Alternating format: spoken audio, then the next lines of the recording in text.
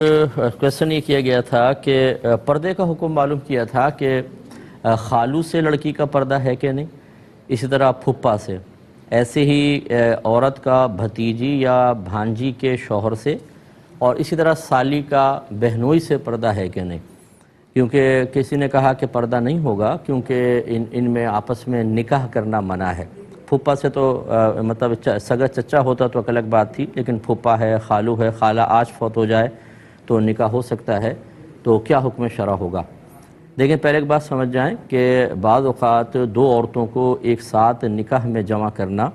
یہ منع ہوتا ہے، اور یہ لیکن جو حرمت ہوتی ہے یہ عارضی ہوتی ہے۔ جیسے یہی خالہ خالو کا مسئلہ ہے، خالہ فوت ہو تو پھر خالو سے نکاح ہو سکتا ہے، اسی طرح پھوپھی فوت ہو جائے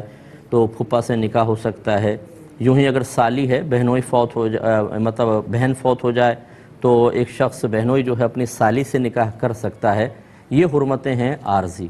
اور ایک دائمی حرمت ہوتی ہے، جیسے ساس ہوتی ہے کہ جب نکاح ہو گیا اگر بیوی مر بھی جائے تو ساس سے نکاح نہیں ہو سکتا، کیونکہ یہ حرمت ابدیہ ہے، ہمیشہ ہمیشہ کے لیے ہے۔ اب اچھی طرح یاد رکھیں کہ جہاں حرمت ابدیہ ہے وہاں پردہ نہیں ہوگا، یعنی ساس سے پردہ نہیں ہوتا، اسی طرح بہو کا اپنے سسر سے پردہ نہیں ہے، چاہے شوہر فوت ہو جائے۔ وجہ اس کی یہ ہے کہ سسر سے کبھی نکاح نہیں ہو سکتا۔ لیکن جہاں حرمت عارضی ہوتی ہے، یاد رکھیں، وہاں پر اگر فی الحال تو نکاح منع ہے، کیونکہ دو بہنوں کو ایک ساتھ نکاح میں جمع کرنا منع ہے، حرام ہے، لیکن یہ عارضی طور پہ آج بہن کا انتقال ہو تو دوسری بہن بہنوئی سے نکاح کر سکتی ہے۔ لہذا جہاں عارضی حرمت ہوتی ہے وہاں پردے کا حکم برقرار رہے گا، وہاں رعایت نہیں ملے گی، چاہے دوسری بہن ابھی نکاح میں ہے۔ جو اس کو جائز کہے وہ گویا کہ حرام کو حلال کر رہا ہے۔ نبی کریم صلی اللہ علیہ وسلم نے ارشاد فرمایا کہ کوئی بھی عورت مرد کے ساتھ تنہائی اختیار نہ کرے۔ کسی نے پوچھا کہ یا رسول اللہ صلی اللہ علیہ وسلم، جیٹھ یا دیور کے بارے میں کیا حکم ہے؟ تو ارشاد فرمایا کہ یہ تو عورت کے لیے موت ہیں،